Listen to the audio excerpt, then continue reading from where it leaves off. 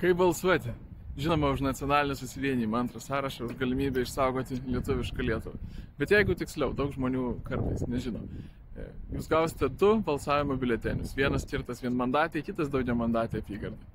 Vienmandatė apygardoje jūs renkatės vieną žmogų atstovaujantį vieną partiją iš tų, kurie yra iškelti jūsų apygardoje, kurie atitinka maždaug jūsų kažkokią gyvenamąją vietą. Pavyzdžiui, Vytautas Sinica išsikėlęs Pilaitėje Karoliniškėse, Vytautas Radžilas Antakalnyje, Almantas Tankūnas Žirmūnuose, Kęstutis Dubnikas Senamiestyje ir taip toliau.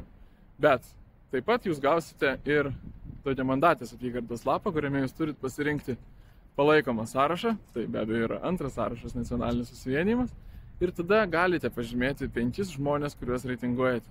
Svarbu žinoti, nes dažniausiai žmonės nežino, jeigu nepažymėsite jokių asmenų, tai niekas ir negaus jūsų reitingo balsų. Jie automatiškai netiteks 1, 2, 3, 4, 5. Tiesiog jūsų balsas turės įtakos tik tam, kiek surinko nacionalinis susivienijimas, bet neturės visiškai jokios įtakos tam, kas praeis į Seimą tame sąraše, tai yra kaip bus išreitinguoti nacionalinio susivienijimo kandidatai. Todėl reitinguokite tuos, kuriuos pažįstate, kuriuos palaikote, kuriuos laikote vertais. Žinoma, jeigu iš vis norite tą daryti. Nacionalinis susivienijimas, antras sąrašas, rytoj spalio 13 rinkimuose. Ačiū Jums už palaikymą, pasidalinkit juos su kitais. Iki!